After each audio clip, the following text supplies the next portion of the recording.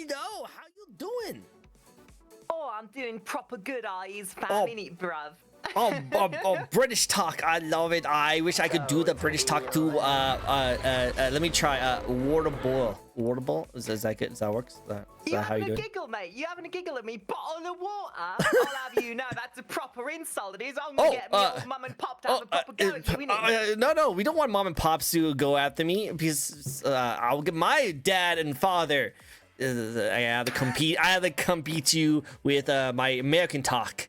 Do like country southern accent? Is that how I do it? Is that how I do it? Right. Yeah. You mean the completely buggerized version of what we are, great British patriarchy, brought upon you and bequeathed upon you with our glorious benevolence, which you then ruined entirely. What? Nah, never. We never ruin anything, right? Right? We Americans never ruin anything what we do. No, especially not right now. Definitely not right now. Nothing at yeah, no, we never ruin anything. no. But like, I wish I could talk as fancy and amazing as this lovely slime over here. But you know what? I can help you. Oh, you can help me? Be British right now. Do you want me to teach you? Oh yeah, teach me British. Be me to be more British. Like an easy peasy 1, 2, 3 guide. Okay, so first thing you got to do. Okay, first thing you go air. Air. You say air. Oh, air. The air. And then you say hair. Hair. And then you say lair. Lair. I'm feeling I'm going to fall for. And then you put it all together. Hello. Oh, hello. Hey, yo. There you go. You're five biscuits away from a Boston Tea Party already. Perfect. Awesome. I'm going to get my biscuits after I drink my Mountain Dew and my tequila and all the rest of the giant not a biscuit. Your biscuits are like crumpets and whatever. Yeah, my biscuit's an Oreo cookie. Yeah, mine's an Oreo cookie. That's my biscuit. So that's how I do it. No, and then all the like waffles and pancakes and the giant amount of maple syrup and bacon. That's my breakfast. Better stop talking about food because I'm getting real snackish around now. Snackish. Well, we gotta watch out. We don't know what you eat. You probably eat a lot of different things, but not that I know of. Yeah, would guys, you like to know? Chat. I'm safe, right? Like I don't really do too much research on the people I'm a guest. Of course you're safe. Don't worry about it. yeah, those dim eyes though. Like we have to watch out for those because I've had this happen before, and it usually never ends well for me. I have lost many limbs from all the VTubers with dim eyes, so I might have to watch out because I'm really close proximity to her. You know, she's like I'm in danger. I'm in danger. Hey, you may be physically rather close, but the alternate reality ain't gonna save you either. If a slime girl like me, I live in an extra dimensional place to begin with, so crossing one dimension to another wouldn't be that hard. Don't worry, I know where to find you. Anyway, thanks for coming on that. Yeah, I love this. This is totally not a mistake in any way, shape, or form. It's just nah. This is first you totally invite me to a talk show, then you invite me to your house, and then you invite me into everywhere, and then I never leave. Oh. I'm like that cat that follows you home that you see on the way home from work. Well, what could go wrong? I love cats. Nothing could go wrong. Look, see?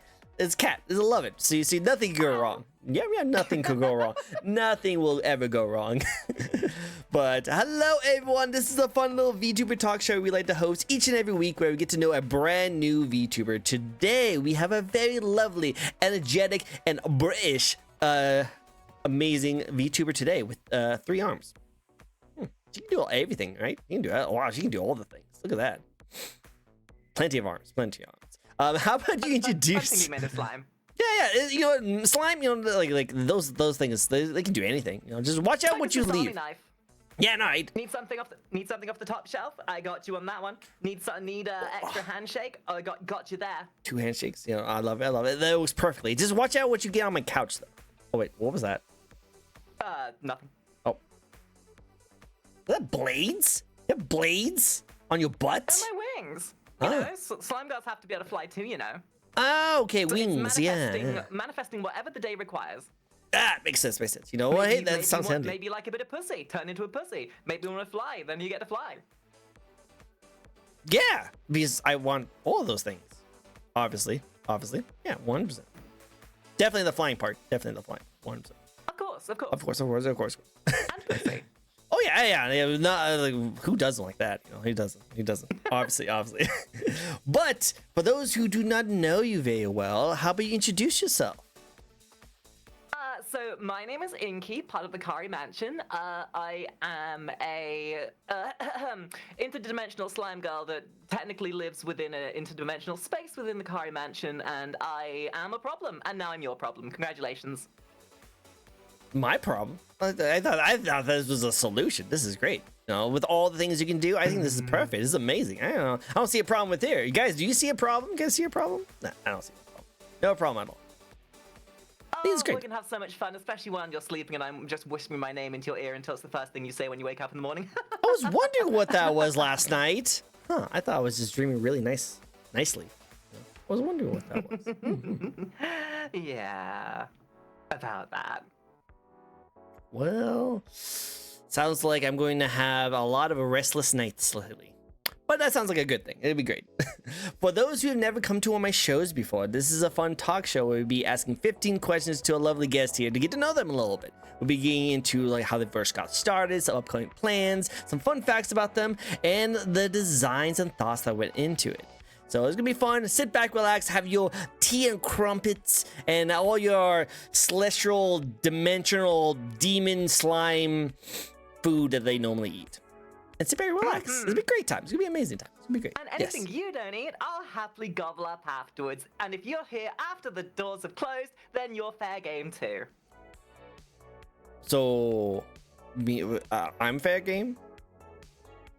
I mean, look, the rules are the rules, you know. No staying in after the doors are closed. Am I right? They gotta keep the place spick and span. No freeloaders. Oh, but I live here though. This is my house. Like, do not look anything past the camera because there's like literally nothing there. There's like holes from other VTubers. There's a lot of burn marks. There's a lot of things. You know, it's funny. No, come back. No, don't look at that. Don't look. Wow, that is a lot. Yeah, you know, it's personal culture as well. I see. Yeah. Just sure about that. The audience doesn't need to know that. Doesn't need to know that. I was all on board until I saw the 59 different posters of Ishtola from Final Fantasy 14. I mean, absolutely based, but 59? There were gifts. It's the gifts from the only anthropomorphic creature that you'll need in your life is right here. Okay, cool, awesome. That's the only waifu. The only waifu is you, right? No one else. Just don't look at my posters back here. Just don't look. It's okay. It's just a tactile reminder of the people that I need to hunt down. Ooh. Well, hopefully we don't have to worry about that. Maybe she'll forget about this after we get through our questions, right? Distractions? Oh boy, I love distractions. Hey, distractions! I love that. See, perfect. See, this is easy peasy. For those who also would like to ask questions, you guys can ask as many questions you want to our lovely guest here. And if you guys do not have a question, you can do something called Spin the Wheel, which is a redeem that you guys can redeem, and a random pop-up of a question will pop up, which peeps have already did. And also we have the hydrate too. So while we hydrate, you know, I think that's a jolly good way of starting things off. I have my coffee here. God, caffeine fix my life. I love caffeine. Caffeine is the source of everything. I already drink all my caffeine before this, but now if only I could do my taxes as well, it'd be perfect. Ooh, yeah, I know. I still need to pay off my taxes. Anyway, let's distract ourselves with the waifu girls. Yes, let's distract ourselves with that. We don't have to worry about taxes and real life stuff. This is not what the show is about. The taxes, the only thing that's gonna be taxed is the bed frame. Ooh, yeah. What kind of taxes do you pay? Moral ones. True. Well, let's get started with the first spin, which we have 2 spins for you, actually. We have 2 spins, so let's go pop up, and these amazing spins. Spin the question, spin the wheels, all the good stuff. Am I allowed to swear? Yeah, you can swear as much as you like. Yeah, you go. Fuck yeah! Yeah! Bug tits, wanker, cockney, bugger, shit face. Woo! Woo! YouTube is not going to monetize that one, but it's great. I don't know why, but she looks familiar. I wonder. That's probably because you saw me in the corner of your room last night. Yeah, watch out, Will. Be careful. Speaking. Speaking of uncomfortable things to see in the middle of the dark room, favorite Pokemon. Ooh, see, this is kind of a fun one because I just recently got back into collecting Pokemon cards actually in earnest, like the first time since I was like, but a wee young lass. Mostly because I've become cripplingly addicted to cardboard crack. Oh gosh. So if I would have answered this question from like back in the day, it would have been Cypher. However, having gotten back into Pokemon recently, there's so many. Oh gosh. I want to say the third evolution of the weird water starter from Sword and Shield. Oh, the Snobble. Snobble? Yeah, the one that looks like it's wearing a waistcoat. Yeah, he's like crying all the time. Vtuber. Yeah, he looks like he's about ready to start serving as all low-born scum should do towards me. Oh yeah, 100%. We need him to protect you because he's the proper gentleman in the British culture. So he's like James Bond. So he's perfect for you. He's perfect for you, you know? Yeah, plus he's got lots of water to keep us all hydrated. Exactly. He just will shoot you very far away with the water to hydrate you. Yeah, 100%. Yes, hydrate. I could have totally made the inappropriate joke of saying, haha, Vaporeon is my favorite because did you know that in terms of No, stop it. No. Too many VTubers have tried to give me that fact. No. We don't need that. I mean, hey. You know, at least that was the meme. I gave you an answer that wasn't that to begin with. Yeah, no, trust me. I was surprised. I thought you were going to say Vaporeon. I was like, okay, here we go again. Just because I may be a yandere and I might be slightly degen pilled, but I do have some substance to me and I know appropriativity when it comes about. There's, restraint, right? Restraint. It's all about restraint. And favorite Pokemon is not something you joke about. No. Like we judge you harshly. You'll be judged very harshly on the internet for whoever is your favorite Pokemon. Like if Charizard your favorite Pokemon, you are being yeeted off this bird. Yeah, basic. Pikachu, basic. Eevee, still basic. But like my favorite is Gengar. I love Gengar. I think that's like a very like middle of the road answer. I know so many people who like Gengar. Yeah. Based, yes. I gotta be honest though. Ghastly though? Ghastly's a little guy. Ooh, with that like tongue constantly drooping out. He's like just a constant dude, right? He's like Yep. Grizzly. I don't in the cartoons he was amazing. I love him. He's so good. Goober. He's such a goober. The entire Gengar line is. I love them. They're my favorite. I've always been into ghost types. I just love all ghost type Pokemon. So like I cannot think about that entire evolution without thinking about the story from Sabrina and the Cubone and the dead mother and the fact that it wears the skull of its mother. That made me cry so much when I was a kid when I found that out. I was like, holy frick, this is Pokemon? You know? It's so good. And all of them like the balloon ghost type like grabs kids and like pull them away. Do you know about that? Yeah. Like that was actually in like a game too. Like a kid was about to be abducted. It was awesome. Love that. It's great stories. Give me like 2 seconds. No worries. Get all the seconds. Go all the seconds. Seconds. Said seconds. Well, make sure you guys realize what I was trying to say. Seconds. All the seconds. I mean, the longest time Alakazam was my favorite, but it still be Gengar was bad. I like Alakazam too. They're really good. Welcome back. I totally said seconds, by the way. I totally said seconds. Why do people keep misconstruing? Yes, definitely said that. People seem to keep misconstruing when I say that. Do I really need to like enunciate that properly? 2 seconds, please. I suppose I need to stop like allowing myself to get too what's the word? Fast? Excited? Excited? Yeah, no, because when I say seconds too fast, sometimes it says something, it sounds like it says something else, and all my guests gets really excited for some reason. I don't know why. I don't think that's necessarily a problem with the person saying it. I think that's a problem with the degenerate minds of the people who are interpreting it that way. Exactly. It's not our fault, it's your fault. Yes, exactly. Cool. Did you know that as far as heterotic VTubers, Inky is the most human compatible, along with smooth skin? Oh, now I was just talking about you as a Vaporeon. Did you know know that in terms of did you know that in terms of human to slime girl interconnectivity that Inky is the most compatible? Because I will be there all around you. Any questions? Questions? Yes. Next one. We'll do one more spin, and then we'll go through some of my questions. We'll be going through all these spins. Oh, hey, look, you purple. I'm purple now. Nice. And then now you white. I'm very Caucasian. Okay, yeah, makes sense. You know, just want to make sure that whatever that slime is. Oh, it's mint frosting. Right.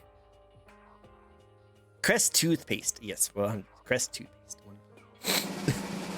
I love it. I love the eyes though. The eyes look really sick. I think they're really cool. They're probably my favorite part about your design is the eyes. Oh yeah. Something about exotically colored eyes is always one of my favorite things about any kind of design. They're always really good. They're always good. So, who is your inspiration? Who's your Oshi? Oh god, that's such a damn. I don't know. I don't like it. I don't have any like what I would consider to be conventional Oshis. I guess like I don't like the idea of stardomism. I don't like the idea of idolization. There are certainly people who like I don't like. I perceive everyone to be on equal footing. I perceive people to be everyone to be like on the same merit. I definitely see people who have done a lot of work, and I can value the fact they've done a lot of work, and it inspires me in that way. But I don't really have because like the idea of an Oshi seems so like. It's that cliche of like how people treat Hatsune Miku. The second someone gains a moment of stardomism, and it's like, oh, so cringe.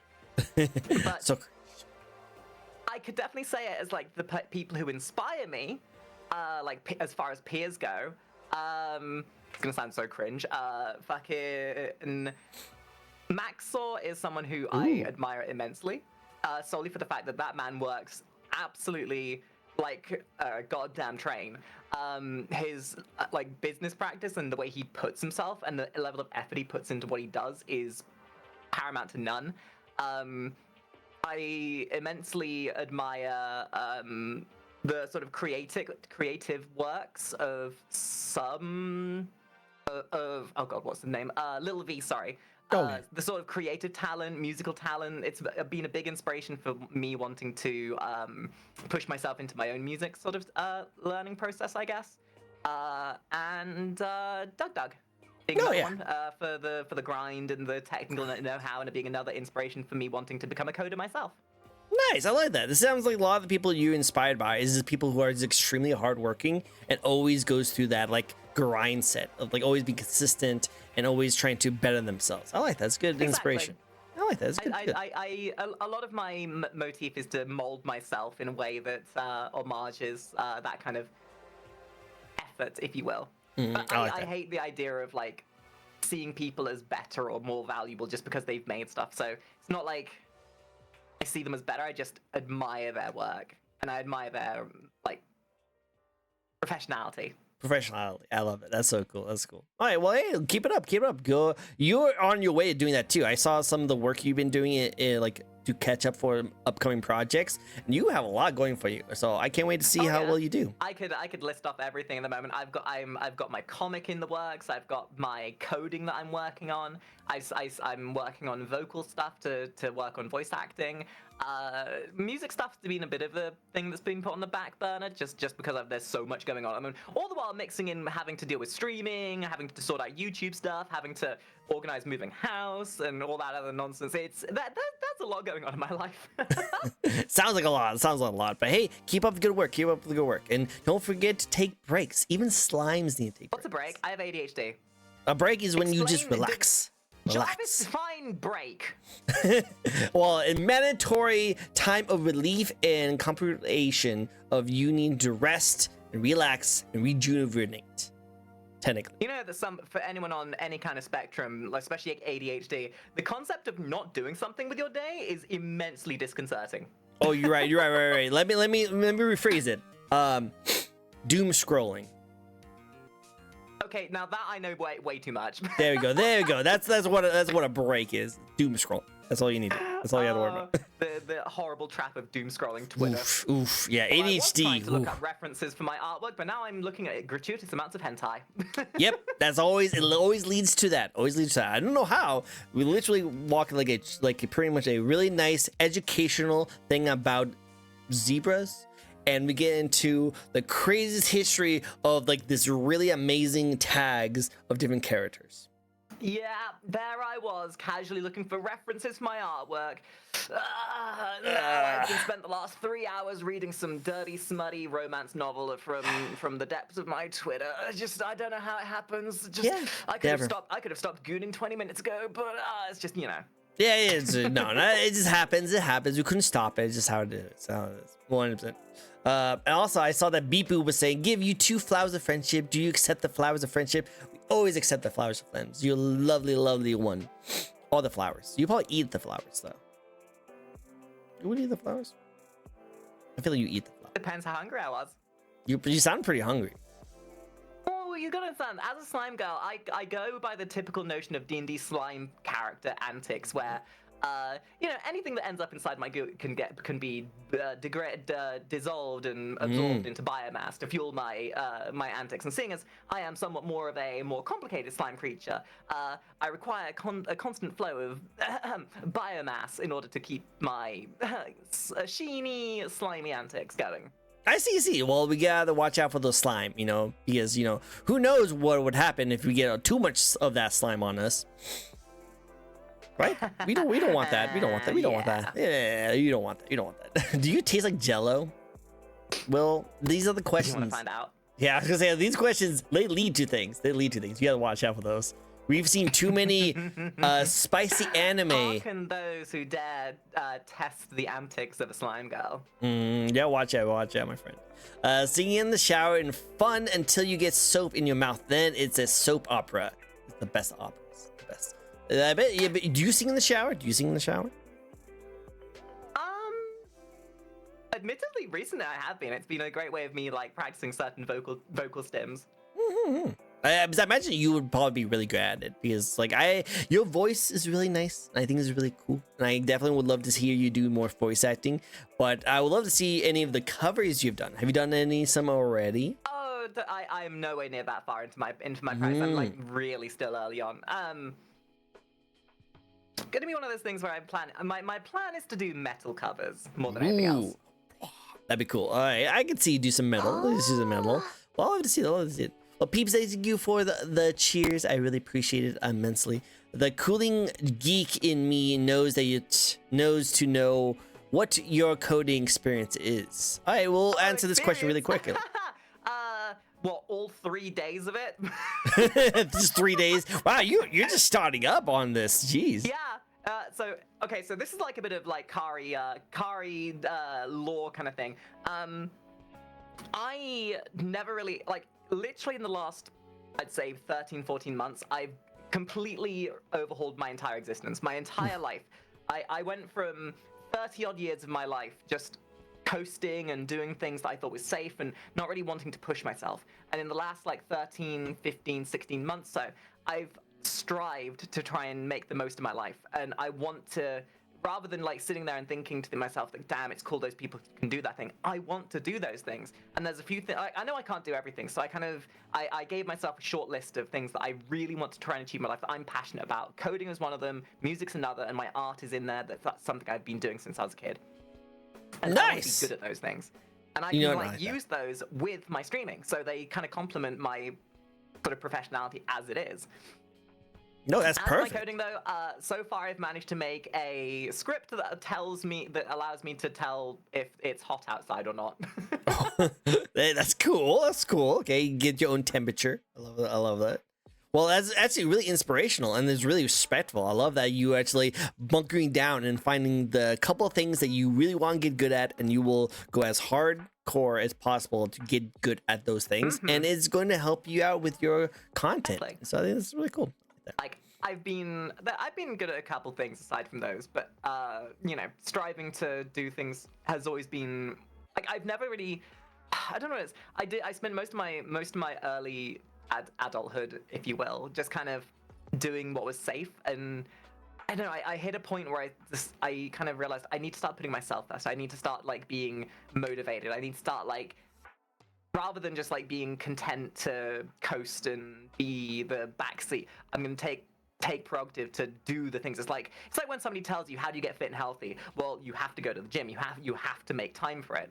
So the only excuse for not doing something is you're just not making time for it. If you really want to do it that badly, you make time for it. So that's exactly what I'm doing. And I like that. That's good. It's good. Good way to think about things too. If you guys want to get good at something, you have to make time for it. That's how it is. You sacrifice time to better yourself. That's how it works. 100%.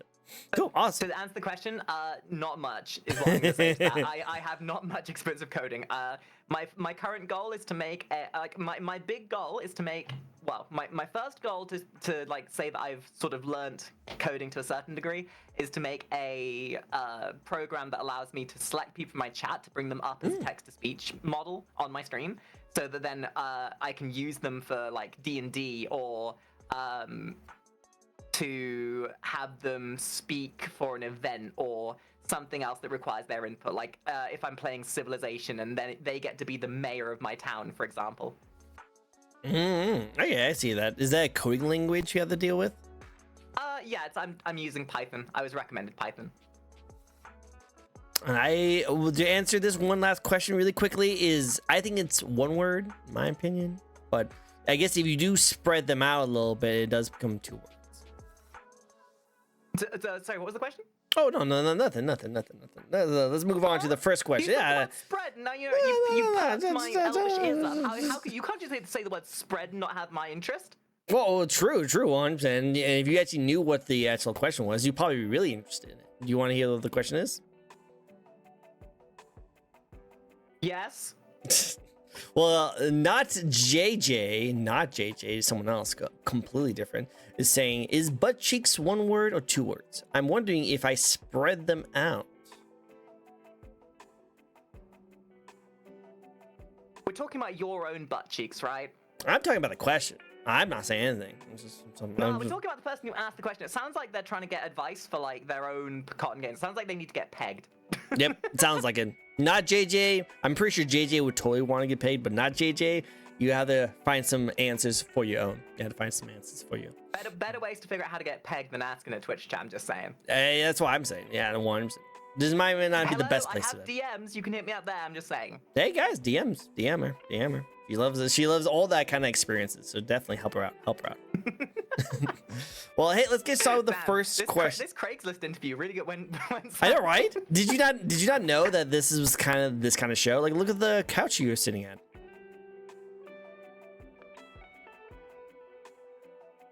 I'm just saying. Gee, it was a surprise interview, right? You didn't know exactly what to get yourself into. But nah. I'm not complaining. Inky knows how to handle herself.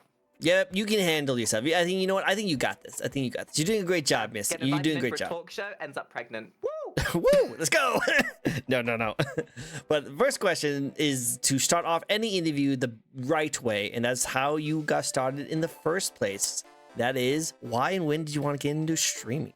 Oh, that's a question and a half. I've been at this longer than I dared try to admit. Okay. Feels. So, technically, if we go at this from like streaming solely and from the day that I first started, I started streaming in 2016. So about 9 years ago. And it was literally something I did because at the time I had a patron community for my artwork, and we used to do gaming nights, and the people who couldn't join in for the game at the time were like, hey, why don't you just stream it to Twitch so that at least we can watch what you're doing? So my first ever stream was in 2016. It was whilst I was living with a really cute furry couple, and it was for a game called PlanetSide 2, and it was all of 2 hours long. Of me getting my absolute shit kicked in PlanetSide 2, and I think I had maybe 10 viewers at the time, which for a first stream wasn't too bad. It's pretty impressive, right? But so that's technically by the notion of streaming. I've been a content creator for about 20 years. Wow. What have you in made? terms of like, I've been doing my artwork as a full-time job for 20 years. That's where it all started. And then like my Twitch career, although it started around that time, I didn't really go full-time at Twitch until I was done with university, because I started university about a year before I started on Twitch. And I was using my artwork to subsidize me needing to get a job, which is pretty cool, you know? Not needing to go out and become a slave to the man, you become a slave to yourself instead. It's great. Yay! Wake myself up, whip myself to get producing some of that beautiful furry smut that you gotta make, pay the bills. Boy, There's gotta suspiciously wealthy furries everywhere. Back before VTubers are even a thing. And for the most part, like, it was me face camming, just trying to put across this like very British personality. I just was doing it for the fun.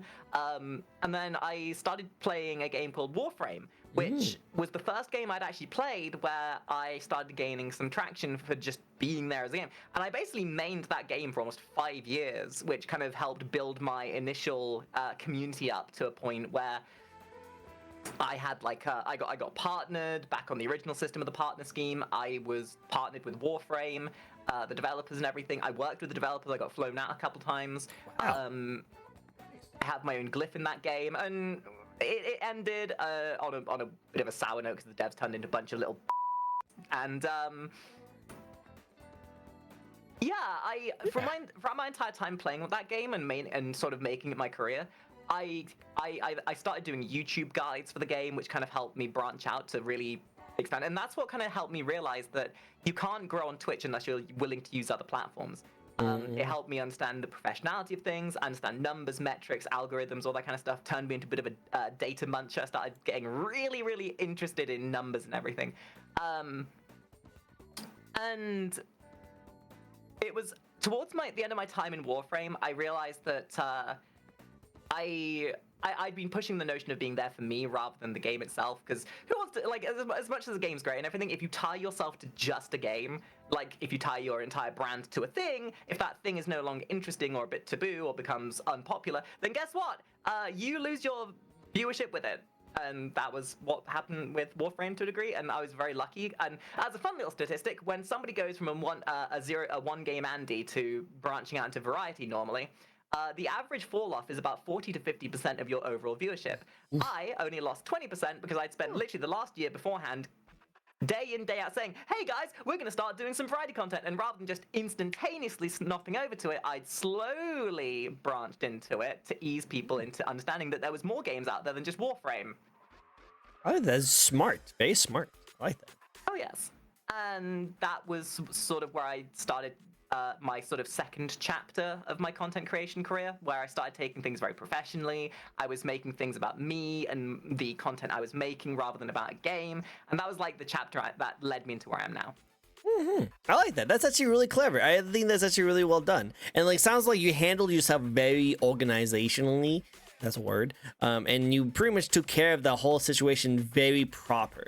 You know, because like you said, a lot of people just snap of the finger. I'm doing something different now. They lose majority of the content. You actually eased it in, let people know about it, and people liked you for not just your gaming skills or the game you're playing specifically. They like you because of you, and they want to see you do something. And that's the main thing about being a variety streamer, is that they want to see you do something, not what you're doing.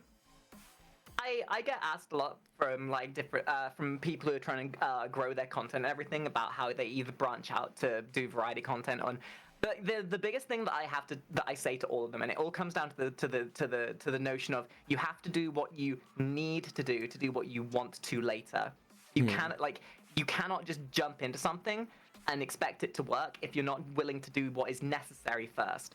And what is necessary is research, compromise, and willing to work with the medium you're given. Different games, different mediums, different platforms require different approaches, and if you're not willing to compromise and work with what works, then you're going to have a much harder time growing. And that's what I did. I did a lot of stuff that I didn't necessarily like. Even when I wanted to pull away from Warframe, I was still playing occasionally to placate those who still enjoyed that, to be like, hey, you know, I might be playing other stuff now, and you guys might be singularly minded, but hey, look, we also play this other game. Because then it would be like, I'd start a stream with the game they wanted, like, it's okay, I'm still considering you guys. So you see that we're playing this game now, and then as I jump out from that game, the rest of the people who were there for that game would be like, so, I mean, some of them would drop out, but some of them would stick around for a game they would have otherwise not stuck around for, and it got them used to the idea that there were other games that they could watch for. Exactly, and that's what you need to do. I like that. It's actually well done. And I think a lot of content creators don't really realize this, and that is that you do have to sacrifice a little bit of some of the things you want to do to like jump into the things you really want to do later. Right. You know, you have to it's deal very with much those. that mentality of you have to set your expectations based on what you're willing to do. And if you're not willing to do what's needed, then, but it's also like expectations. If you're only doing fun, then you don't really have to. You're not expecting to like take it that seriously. But if your expectation is to grow and to get bigger and to do things, then you have to do what is needed to do that. Yes, all the do's. Do all the do's. Not being the little cunt waffles that sit there going, women streamer, they're taking my viewers. Damn those women. No. Them and the bigger boobas and all the personalities is taking all my viewership. How dare they? Is like, Yeah, sorry, buddy. I'm afraid to say that the people who were gooning to that big titty streamer you're complaining about probably weren't going to come and watch you to begin with anyway. Yep, true. 100%. You're not taking any of their audience. They already know exactly what they want. Exactly.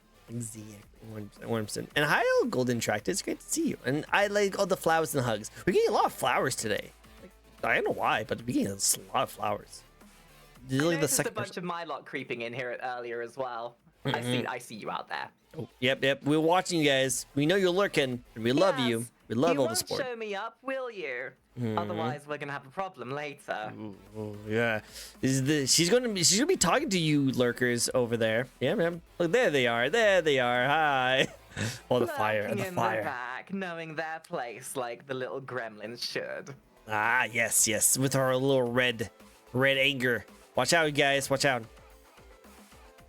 It might get a little hot for us in a little bit. It might get a little hot. But with that, let's get to the next question before she starts picking off all her viewers in the back. Distraction. Spin, wheel. Distraction. Alrighty, what's next? Next one right here is how do you prep before streams? Coffee. Coffee. You know what? Fair. You know, the same here. I feel like that's what like a lot of people do nowadays, but I think is just apparent that what fuels the demon slime most is mostly coffee. Yeah, coffee and a little bit of crying, yeah. A little bit of self-loathing, and a little bit of anxiety, and yeah, that usually about does it. Yeah, you know, makes sense. You know, I understand completely. I like the purple. Purple's a nice color. Good purple. Awesome. Well, let's go to the next question, shall we? Next one is, what do you like the most about being a VTuber content creator? Being able to do this. Well, that's definitely a plus. Definitely a plus. I think a lot of people prefer that too. You know, I can see why. I see your argument. A good argument. I love it. Okay, on a serious note, I love the expressivity. I love it. It means I can wake up in the morning without having to put my makeup on and not having to worry about whether I've combed my hair, whether my fucking titties hang out. I don't have to worry about putting pants on in the morning. It's great. I can just relax and chill. Yep, no pants. We don't need pants. Pants for weaklings. You need those anyway. Yeah, I know. You don't need those. They're gonna come off anyway. Yeah, they're gonna be off anyway. Just leave them off. There's no reason to have them. There's no reason. Next one is you are slime VTuber. Am I right? Yes, I am. Oh, I love those colors. Oh my god, sorry. I'm gonna keep gushing about your colors every single time you change. What do you bring to the VTuber community that helps you stand out from all the other slime VTubers you do? Autism. You know what? Fair. Actually, there's a lot of that in the VTuber community. Just saying. Gee, do you want to know a really fun social experiment study that helps you understand why that is? Oh yeah, let's hear it. Well, allow me to explain. Much like the furry fandom or fandoms in general, furries and fandoms such as the Vtuber community, the Vtuber or furry community, or any community such as that nature that's perceived online, are very heavily inducted with people of the spectrum-y nature because they are people who have been brought in from other roles of life, people who may not have fit into your social norms from regular roles in society. So fandoms such as furries, VTubers are very welcoming and open-armed and gives people inclusivity where they would not get it otherwise. So because of that, you tend to get a high volume of people who are on that spectrum because it's how they feel and where they feel accepted and can represent their slight divergent nature in a way that feels safe and secure with anonymity at its forefront. I'm clipping that one. That's actually a really good one. I like that. Very good, very good. Very well. It's also why you end up with so much drama in these communities as well. Yeah. Because you get a massive cesspit of people who have zero social skills, immense divergent brain sets, who have no idea how to talk to each other, and you wonder why some of them tend to get uppity at each other. Yeah, you'd be surprised. Now that you mentioned that, that describes all of Twitter. At least my Twitter feed. Yep, makes sense, makes sense. I think we just psychoanalyze the entire VTuber community in that just 1 minute of talking. Did I mention I have a backing in psychoanalysis? No, I can tell. As someone who also has a backing in psychoanalysis, I definitely understand that 100%. But also, will that ever change? Nope. Even if we know. Yeah. It's getting worse. See, it's getting a lot worse. Yeah. Even if we know what the solution is, doesn't change the fact that it'll probably still keep happening. Adversely, I will say that it's maybe not getting worse. It's just the examples are getting more polarized. You're getting way more examples of people who are who are very well adjusted. As fandoms become more normalized, you're getting way more like quote unquote normal people who are down one end of the spectrum. But as the internet has become way more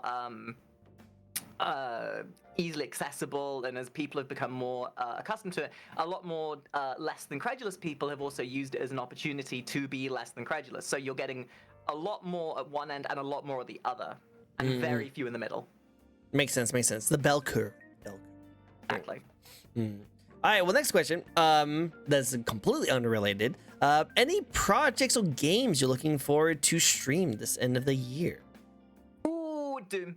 The new Doom. That's gonna look cool. The new Doom is looking so good. It looks so sick. Oh my god, I'm so excited for that thing. That thing looks sick as hell. I love that. Oh yeah. I cannot wait for more of that. That'd be cool to see. Any other projects? Do you mean my projects or any projects you would like to talk about that is going to be sometime at the end of this year? Not really offhand. I'm kind of just keeping to myself more than anything else. Like, cool. I'm always one to jump on some fun games if I ever see them, but I never like. I can barely figure out what I'm doing for that day alone, let alone what's coming down the line. It's very fair. I understand that completely. Well, you know what, totally good. I like to see that. Well, hey, Doom is gonna be sick when it comes out, so I'm looking forward to that as well. This is gonna be cool. Oh, it's like a peach flavor. It's like really flavor. Yeah, so tasty. You look tastier by the change. They're gonna be jumping through this, seeing like a complete kaleidoscope of different things coming from my side. yeah, trust me, I'm gonna have a fun time doing that. It'll be great.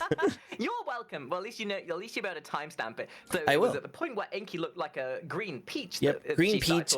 Then the purple grape, and then white cream flavor. White cream flavor. Yes, these are different flavors.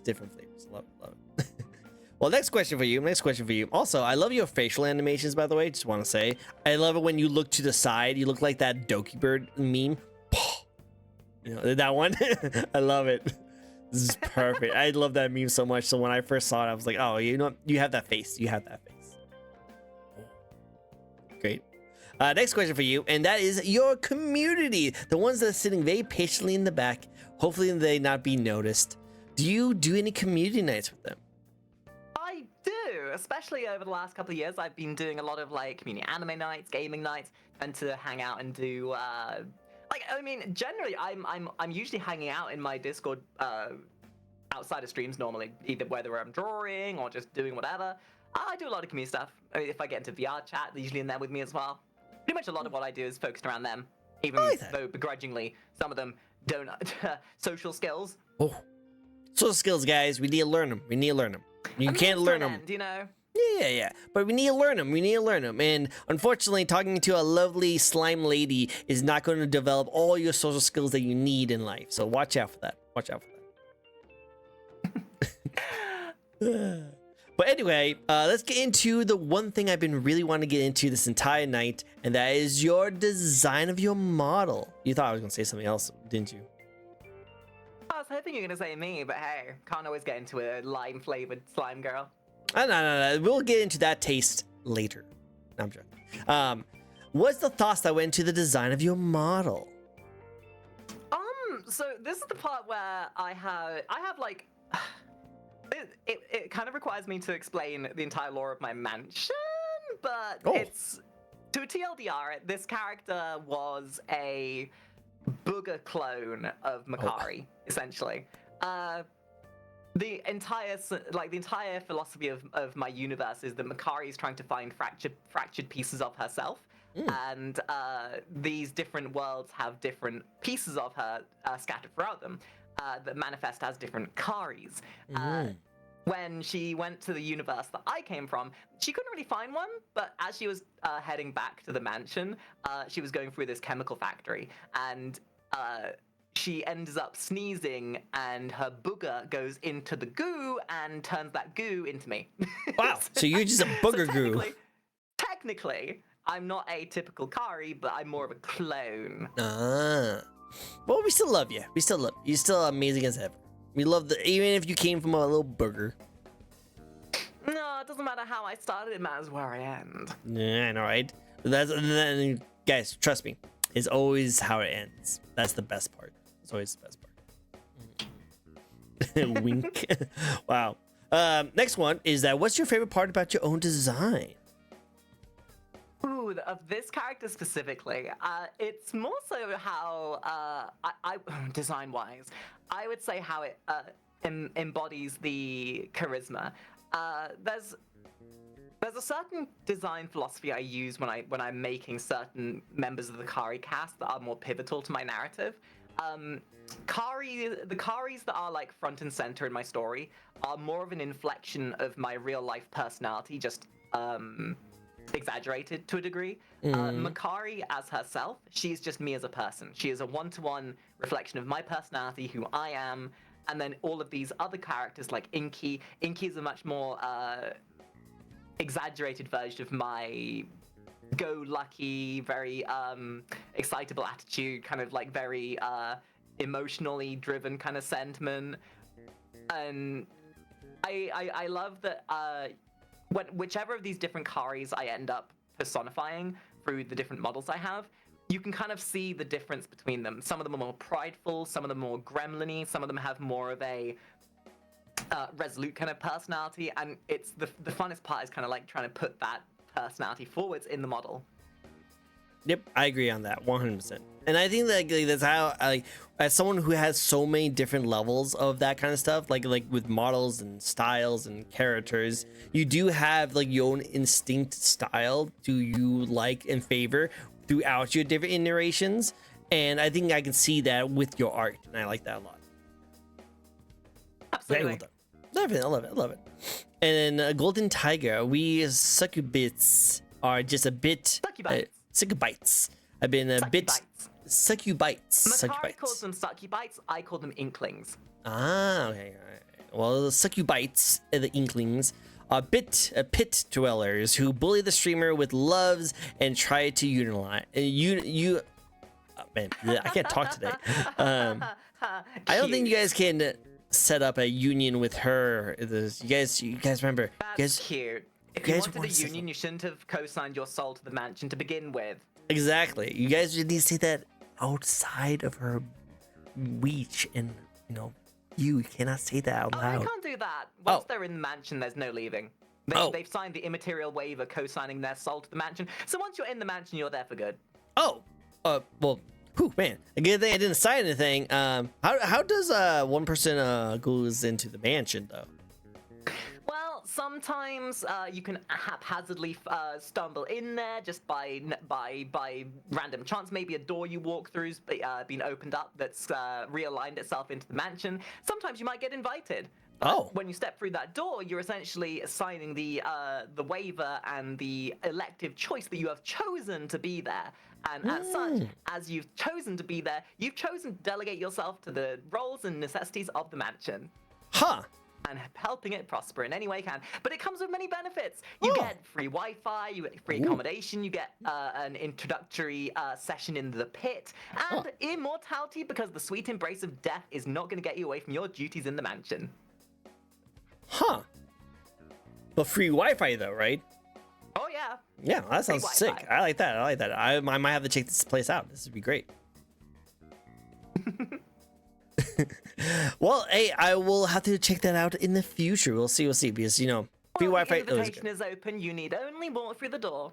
Nice. I'll have to check back in on that. Because I've been getting a lot of papers in the mail about a mansion, so I might have to actually read them up. I thought it was junk mail, but who knows? Free Wi-Fi, right?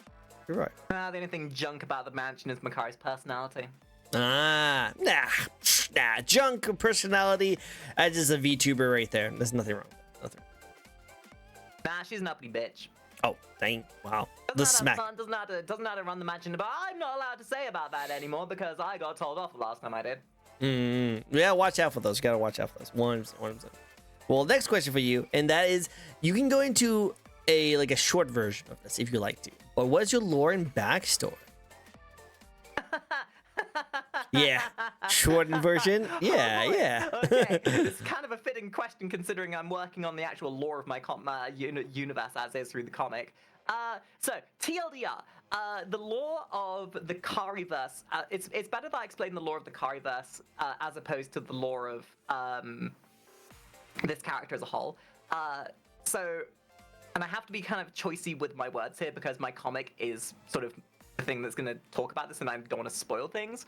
But essentially, the Kari Mansion, the Kariverse, is the result of an incident that took place, and is the repercussion of a fracture, and it is the intermediary between two divisive ends of choice. I see. The Kari Mansion represents... It essentially represents the idea of choice and how your choices matter, and how the choice that is given is the choice that can be taken away. And the story of the mansion emphasizes the difference between the importance of being given that choice versus not being given that choice. And in essence, as like a fundamental thing, Makari as herself was part of this quote-unquote fracturing, and the lore of this mansion is that she is trying to reconstitute something herself. As far as she's aware, she's trying to reconstitute herself, and for every fractured piece of her essence that she finds, these fractured essences take root in different worlds that have pushed from the mansion into these other places. And these different doors that appear on these planets or these different worlds are connected to the mansion because they are connected to the essence that has ended up on that planet. And the more of these essences that Makari brings back to the mansion, the stronger her connection to the mansion becomes, and the more complete she becomes in return. Okay. As her prerogative, it's always the choice to let these people decide whether they come back or not. They have the chance to find out stuff about themselves, but if they are content with being who they are and just going on with whatever it is, then they have the choice to just stay. And not everything that goes into this is going to be like a happy-go-lucky thing. There are some of these characters that end up being maybe sort of corrupted by another element that's been brought into this, the antithesis of choice, which is a big feature in the entire the lore of the comic. And the titular character, which I showed you before, she is sort of the she is the middle. She is the facsimile of a choice that was taken away, and the repercussions of that. So Makari is the idea of freedom of choice. This other end, the fracture, the shadow, is a antithesis of choice that was taken, and this other character is the middle. She is the choice that was given but taken away. Right, I feel like I understand it quite a bit. So pretty much is that with every, and this is kind of like a mental, like multi-dimensional things of how like there's the theory that whenever you make a choice, there's another dimension of another choice that you didn't make, it gets split off, and then like there's like two timelines or two different like stories going on. One that this is more timeline. It's more like planetary travel. The different essences essentially end up on different planets through these little fractures on every planet has like a connection to this like it's like the warp from Warhammer, for example. The warp exists perpendicular to our universe, and on all around the universe there are these fractures, and these fractures lead to this warp place, which is where the mansion exists, and the mansion sort of exists between what? So you can use the mansion to go between these different fractures, which lead to all these different planets, and all these different planets could potentially have a different Kari on them. Okay, I like that. So, and then the mansion is kind of like a way for all those different places you can go into. Exactly. It's a limbo state between the different worlds. All right, that's cool. I like that. That's very clever. Very clever. I think that's unique too. I like the different kind of side of things. I want to see this as a video game. Like my video game feels is kind of spurred up. When you said that choices matter, I just love that. I could see that totally be like. You are not the first person to have said that. I think it's really cool. Like either have it as like a dating sim or having as like a. Well, you know, obviously with all of them. I had that idea myself. Right? You can do it. You can do it. I think that'd be good. That'd be really sick to see. Like when you come up with choices and how like different choices will change different outcomes, and the choices you don't make will have their own different kind of like results with it. It oozes really cool video game like content and like knowledge. You know, like you know where like you know the game My Side or Me Side. Me Side, yes. Yep. I'm not saying this is similar. I'm not saying that it's similar, but like I get that vibes where like you get into something thinking that it was going to be one thing, and then with all the choices you make and all the choices you don't make, it changes the game and gets really glitchy stuff. That I just so see that as that kind of style of game, you know? Absolutely. Well, hey, if you ever need, I love that game as well. It's so good. So good. I love that game so much. I always love a game with a bit of a yandere character in it. Oh yeah. I have a thing for yandere, so like I've always loved those kind of games and those kind of things. Really? Yeah. Honestly, like I'm that kind of like nerdy guy who's like, oh yeah, I love yanderes. Yanderes are great until it actually happens, and you're like, wait, this is not what I thought. This is wait, no. Oh, you pitiful person! You always get yourselves way in over your head, but when it's too late, it's too late. Yeah, it's so. You let a yandere into your life, and they never leave. Oh yeah, no, trust me, I know. But luckily, I haven't had to deal with that yet, right? Because I haven't crossed that bridge. I don't have any yanderes that obsess over me yet, right? Yeah. No, never. I'm not too far deep into anything, right? Never.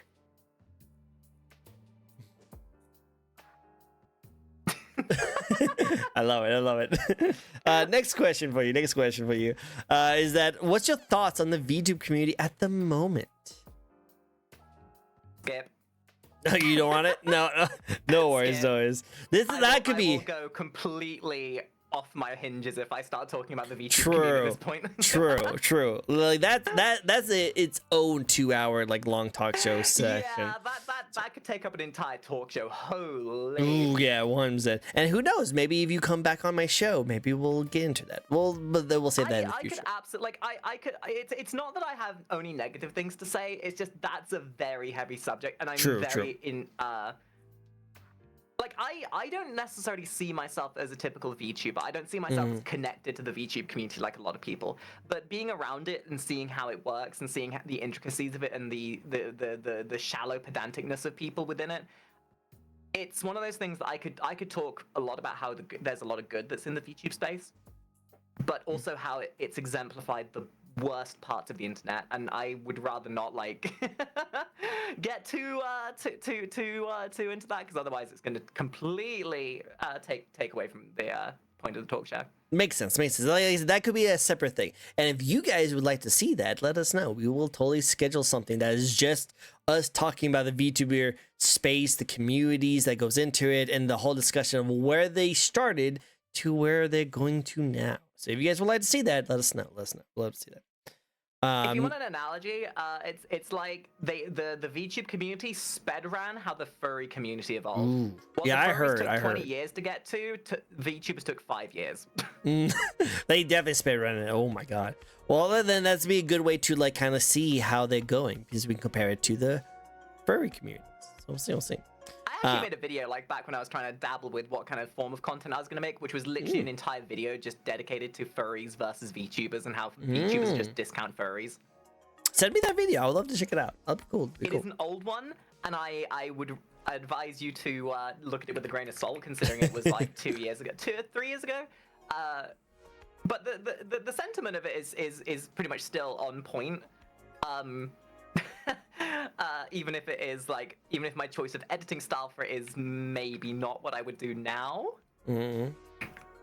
I'll promise I will give you a grain of salt on yours, as long as you don't go into super deep into my long list of VTuber interviews I've done in the very beginning, where I had like sound issues and weird lighting issues, and yeah, just don't look at those ones. Don't look at those ones.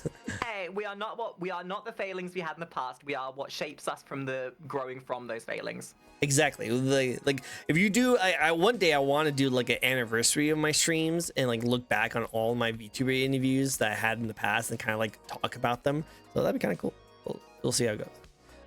But let's get to the next question, and that is, what changed? This is actually a really good question for you. What has changed from the beginning when you started your content career to now, and how you like project yourself, the quality of your content, all that kind of stuff?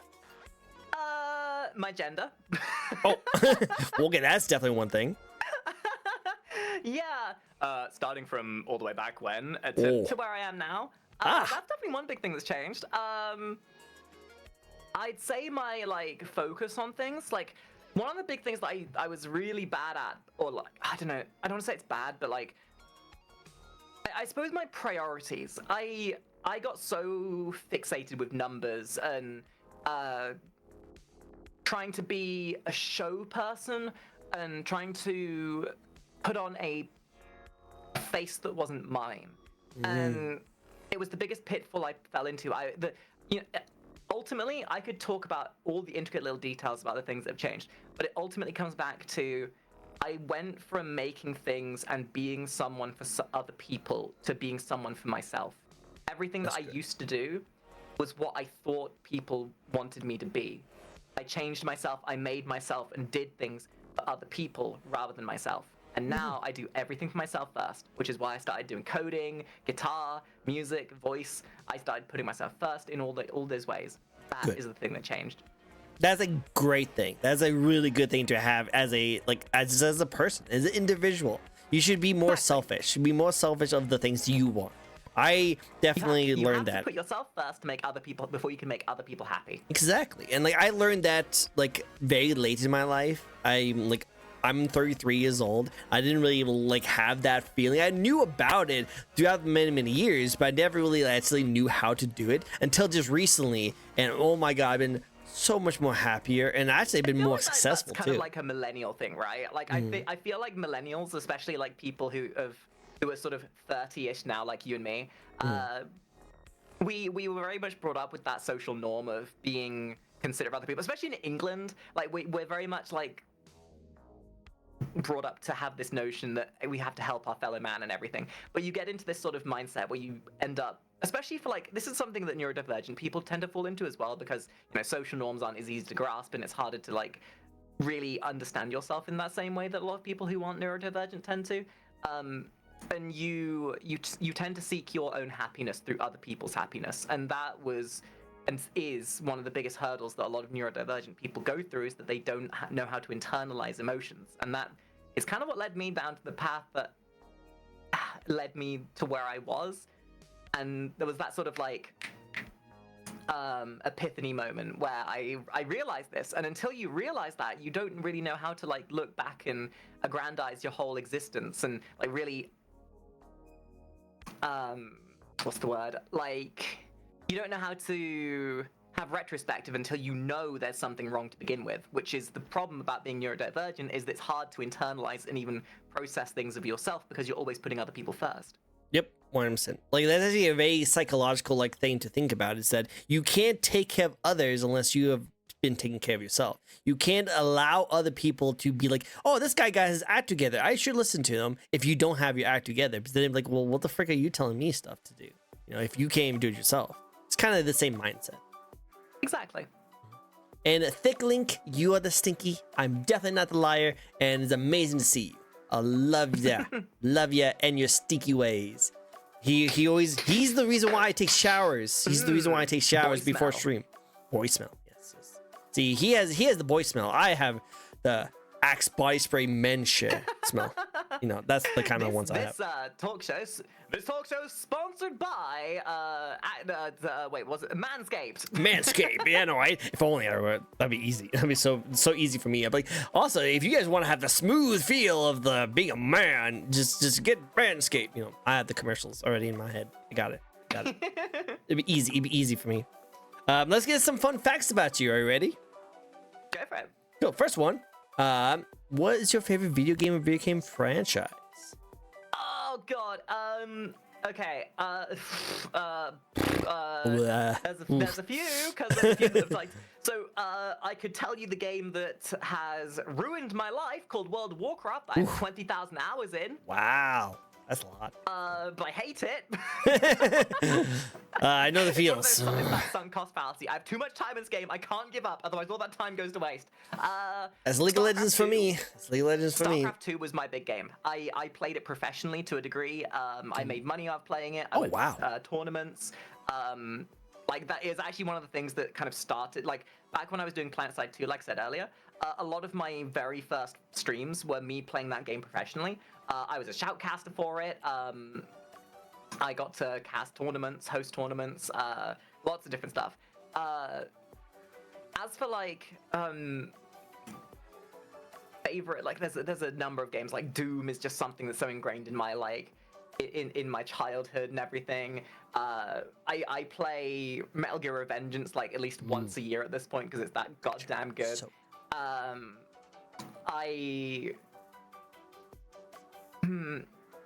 There's a number of games I could say, but those are definitely some of like the big ones for me. Dark Souls as well. Ooh, I love Dark Souls. I love Dark Souls. Good choice. Good choice. I like your taste. You have good taste. Very good taste. Yeah, my taste, huh? Yeah, your taste is really good. I think it's actually really. Wait a minute. Yeah, that's that coffee you had earlier. Did you wonder why it tasted a bit weird? Yeah, I was wondering why. And also, it has some green stuff in it. That's because I was in it. I put myself in there.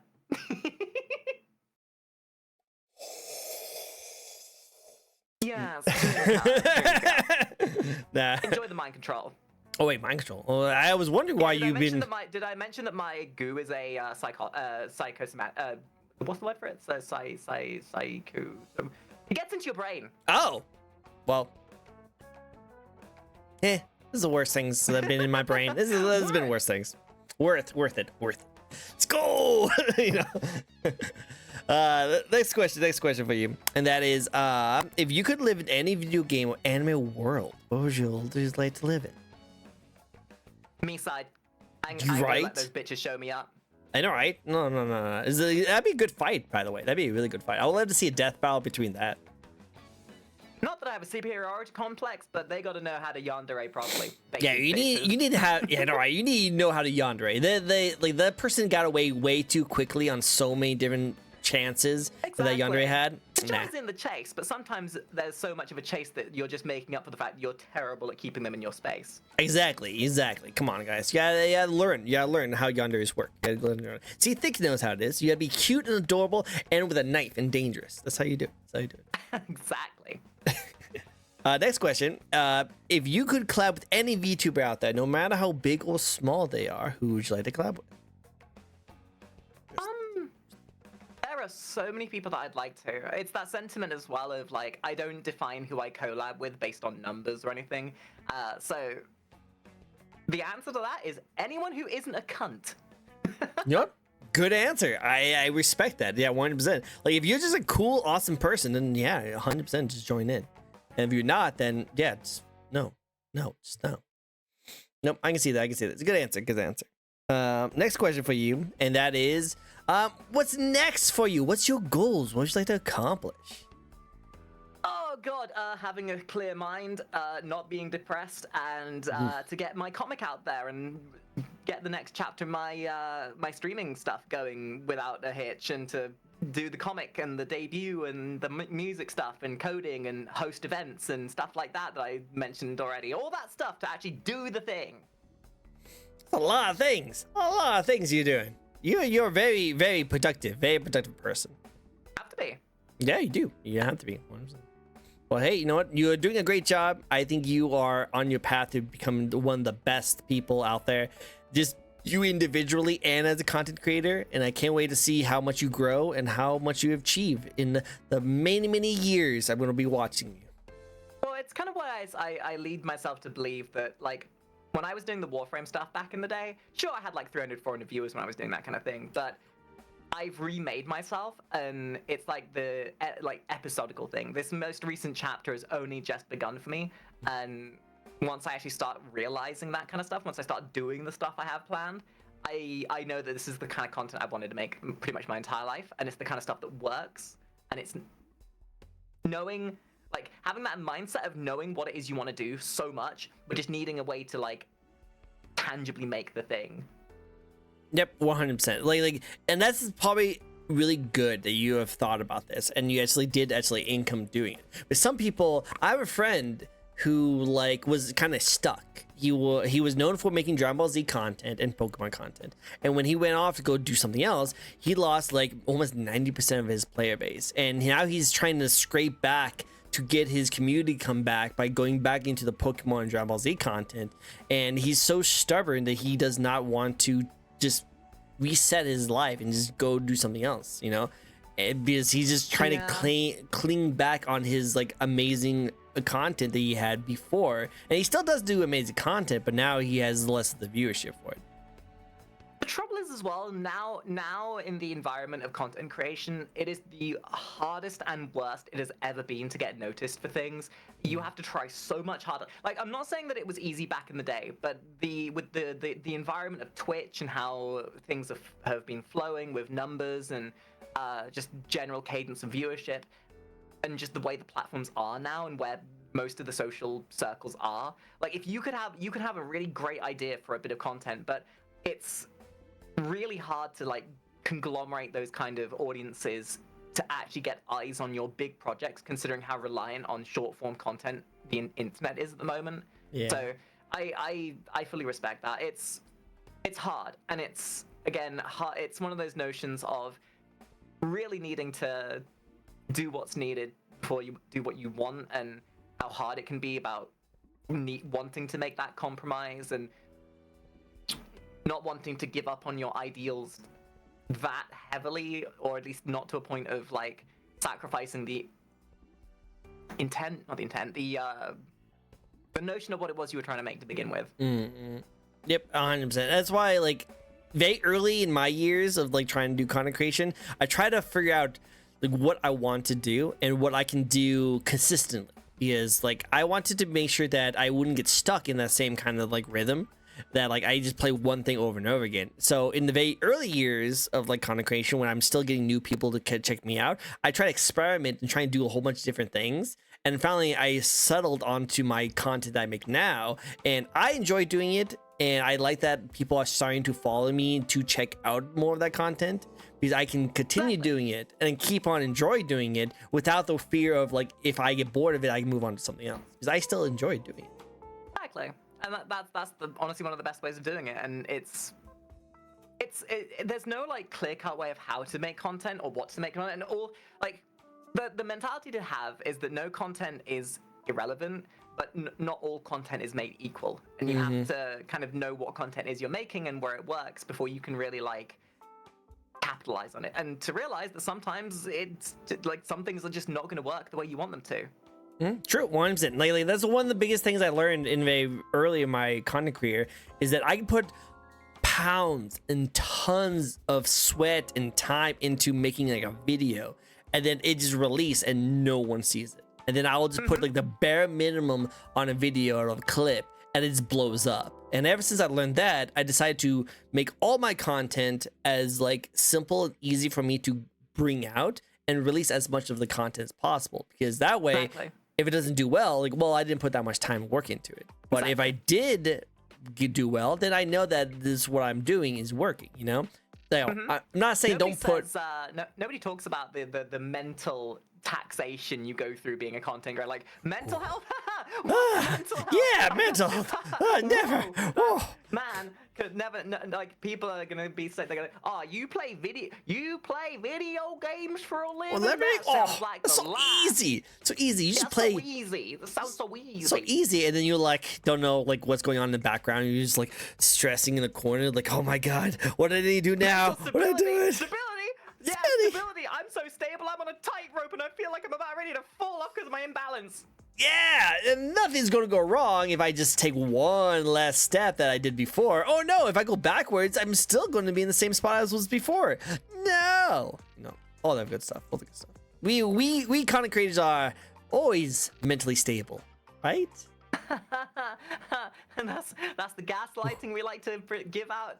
The rest of it, unless you're like me, who just leans into it, is like, no, I'm immensely neurodivergent and completely unstable and completely off my rocker, and you motherfuckers love it. Yeah, let's go. That way, you at least get that secondhand feeling of knowing you're not the cringiest person in the room. Yes, we all don't want to be the cringiest. We don't want to be the cringiest. So when we do it ourselves, you feel special about yourself. It's great. It's amazing. It's awesome. It's awesome.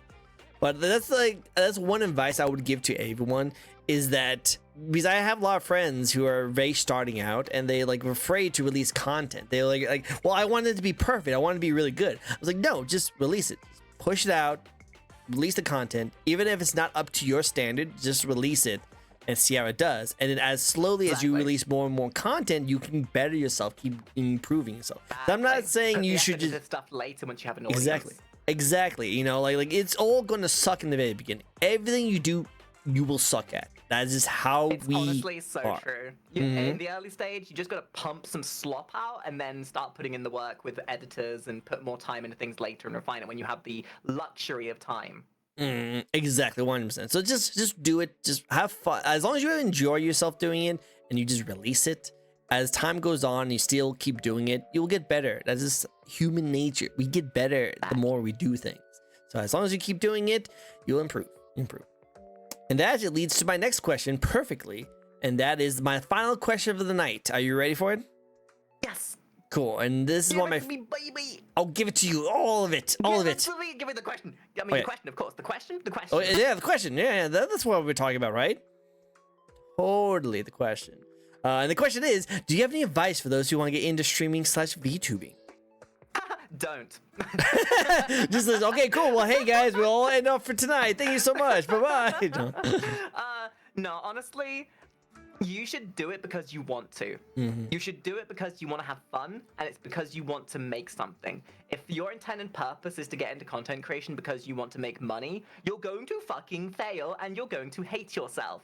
I had a friend who, back in the day, decided to quit their full-time, really well-paying job as a coding executive to start streaming full-time, and they didn't have an audience, they didn't have anything. So they didn't even have a Twitch channel, technically, when they quit their job. They quit cold turkey with barely enough money in their bank to even live off of for more than a couple of months. Surprise, surprise, about 3 months later, they had to beg for their job back after having sunk all of their money into this and had only garnered about 300 followers and could maybe average 5 viewers at a time, thinking that they would be the next, God, who was it at the time? Summit 1G or whatever his name was. Come on. Doesn't go that way. No. Don't just drop everything. This is a hobby first, please. And honestly, if you make money, the reason why you stream, people will tell, and people can tell when you're being disingenuous. And if money is the only thing you care about, people will notice, and then they're gonna see you as a little shitbag. Yep, 100%. Like I love that one clip of there was like 2 clips right by says there was this one lady who was streaming and she's like how can you guys a month? Yep, exactly. Like you guys have $5 in your paycheck. Don't think you can't just give it to me. I deserve it. And then there's another clip of some guy just working on a boat, and he's like got donated. It's like, oh hey, can I give that back to you? I don't do this for money. I just do it because I enjoy it. I saw that. I love that clip. This is the best. How much of that is like clip farming? People just like faking it for the sake of rage bait or whatever. But the concept is true. Yeah, the concept is 100% true. It's just like if you enjoy doing what you're doing, like everything will come to you. But if you go into it knowing that you want to be treating it as like it's a way to make money, you'll definitely not enjoy it. This is why I will never want to be a full-time content creator. It's because I enjoy this too much. I have so much fun. And I just want to continue to just do this kind of stuff. I have my own well-paying job that allows me to afford my house and all the things I want to do on my own. I treat that differently than this, and as long as I separate those two, I will continue to enjoy the things I'd like to do. Exactly. And ultimately, that's the big thing. If you're going to do content creation in any way, shape, or form, do it because you want to, do it because you intend on having fun, do it because it's something you've just wanted to project and share with friends, and things build up from there. And then if you want to take it a bit more seriously, you can. Exactly. As long as you're doing it because you enjoy it, that's what matters. Exactly. 100%. 100%. Perfect advice. I love it. Cool. The one who should not be named. The one who should not be named. The one who shall not be named. Is that you, Tricko? What? I should be named. I want to be named. My name is cool. I like my name. I think my name is really awesome. I thought your name was Bitch. How dare. You know what? I have a defense mechanism for you, okay? I can do this, okay? So it's my defense mechanism whenever VTubers get too antsy. Are you ready for it? Cheese attack. Take that. Take that. Oh, no, you ate it. Yummy. Well, take it. I'm glad you have. I'm glad you feed your guests. Honestly, like I go to so many of these things and they just don't feed us. It's a weapon. It's an attack. Because I know that VTubers are usually lactose intolerant, so that's why I always throw at them. Tricko has given Inky a gift. Inky is here forever now. Wait, no, that's not how that works. It's not some Dobby thing. It's not a Dobby thing. I'll give you article of clothing and you just stay here forever. Master has given Dobby a cum sock. Oh no! He's here forever. No. That'd be great. All right, so we're wrapping it up for us today. That's all the questions I have for you. Thank you so much for answering all those questions. I really appreciate it. I had a blast. I think it was really good. Yeah. We do. I appreciate you inviting me. It was fun. Of course. I'm finally glad we got this time set up. You know, I know it's very difficult with time zones and everything like that, but I do appreciate you giving me your time to come on my show. And it was really difficult because I know that different months we've been playing for this for a while. Yeah. Yeah. But no, either. The way America's going, you should move to England. I might as well. You know, I heard you guys free. England is currently better off than America at the moment. Yeah, pretty much. Like free healthcare. Shoot, I might as well just head over there. Jeez, 100%. Probably better job too.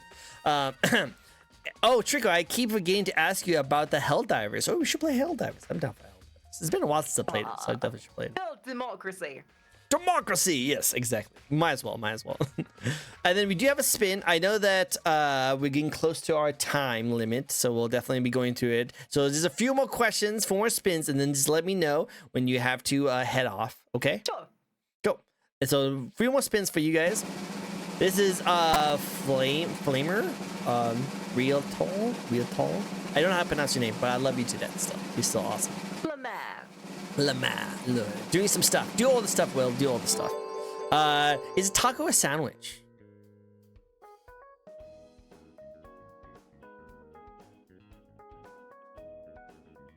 No, it's delicious. Yeah, it is pretty delicious. Nothing wrong with it. Does it matter? No, as long as you eat it, it tastes good. Stupid ass questions is a hot dog a sandwich? Uh, Does it matter? As long as you eat it and it's good, that's all that matters. A good answer. Good answer. Love it. Cool. No worries. I like that. Good. Like, it's food. It's delicious. Don't you give me none of that pedantic nonsense. Sandwich, taco, I mean, they're all gonna end up in my belly regardless. True. 100%. It doesn't matter what they're called. Oh, this is a fun little question for you. I'm curious how you're gonna answer this one. If you could have been a different kind of VTuber and not like the kind of set of different VTubers you are right now, what kind of VTuber would you be?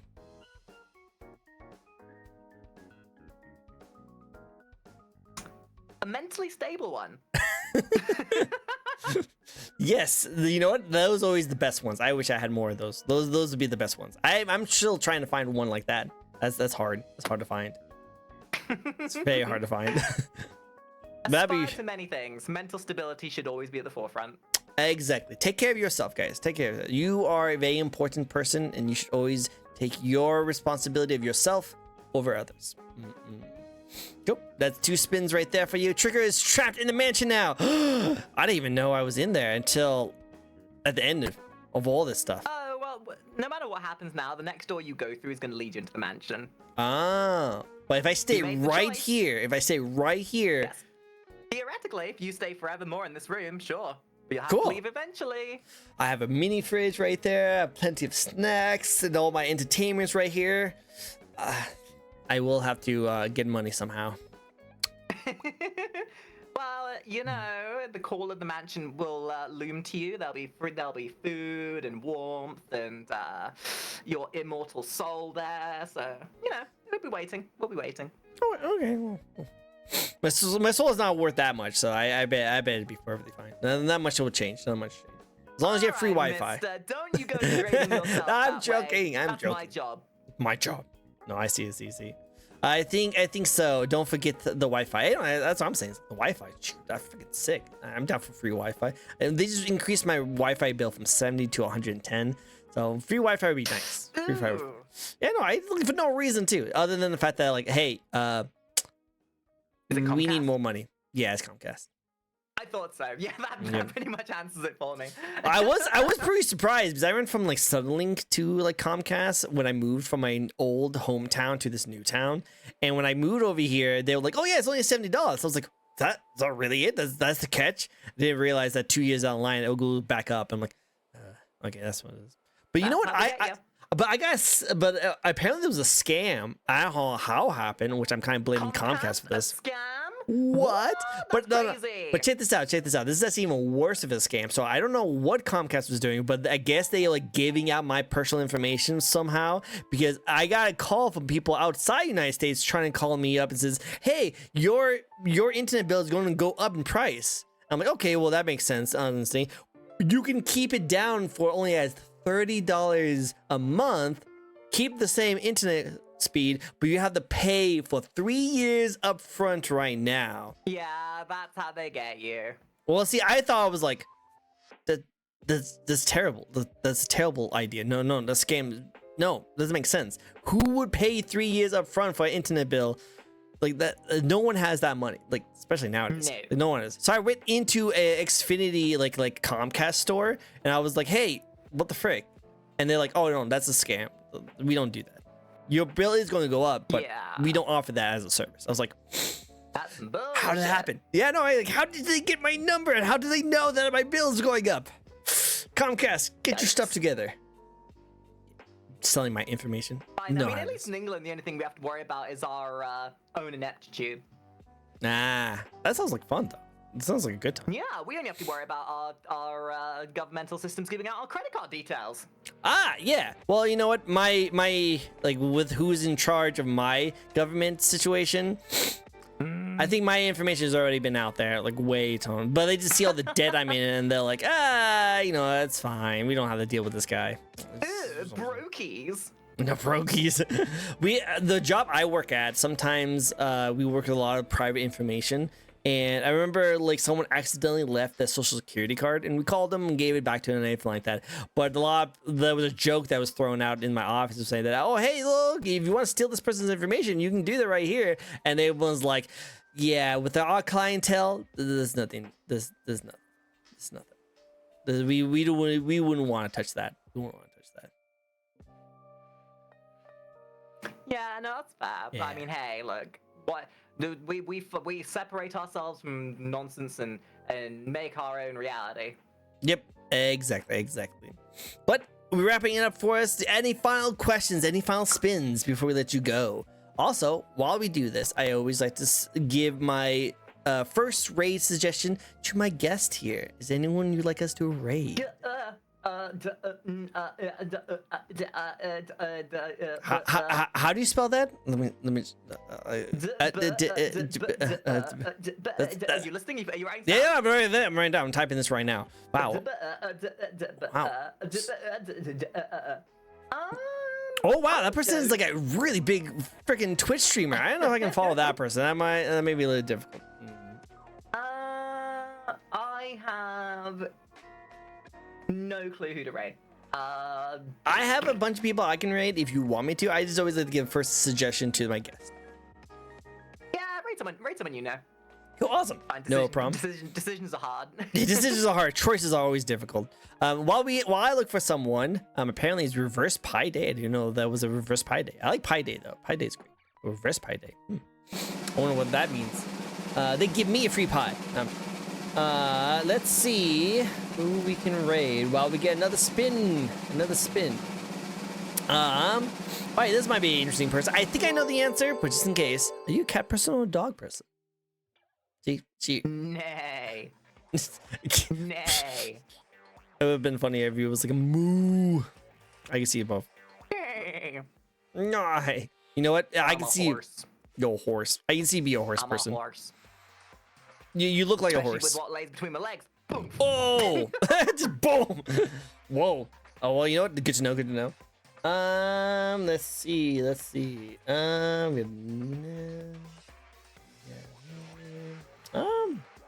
Do you want to send this lovely raid over to Elara? Do you know who Elara is?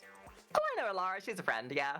Awesome, let's send it to her. It's been a while since I've raided her, so let's go give her a lovely raid. Looks like she's doing some conversations about the VTube community, so yeah. Fun conversations. Ah, yes. One of the people who's willing to put themselves through that scrotal torsion of yeah, all respect for Elara. All the respect. She's a hard worker too. She's a very hard worker. But yeah, absolutely. I respect the shit out of the fact somebody's willing to put themselves through that level of pain. Oh yeah, and she like does other stuff too, like 100%. All respect.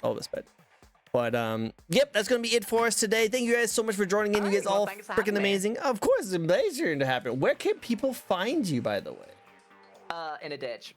Oh, in a trash heap. No. Behind your cupboard, ready for you to go to bed tonight. Oh yeah. Oh, I know where you'll be in my room, but where will other people find you? Just on my Twitch, Twitter. I got YouTube stuff that I do. You know, the usual places, that kind of jazz. Awesome. Well, hey, go check her out. She deserves more attention. She has awesome content, and she has a lot more coming for her. So definitely make sure you check her out and awesome stuff. And as always, if you guys like to check out new VTubers, I host this show each and every week. We get to check out a new VTuber. So if you like to check out someone new, you can also follow me if you want to. But until then, thank you guys. Or else. Yeah. You have to listen to the yandere. Always listen to the yandere. Look at that face. Wouldn't that, or like, you don't want to deceive that face, right?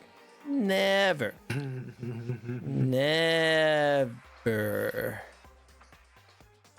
Otherwise, you might be getting a bit too much of a close look at it.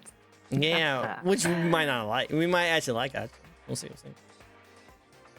Well, I'm going to have to close the curtains on this one. Hopefully nothing bad happens when this happens.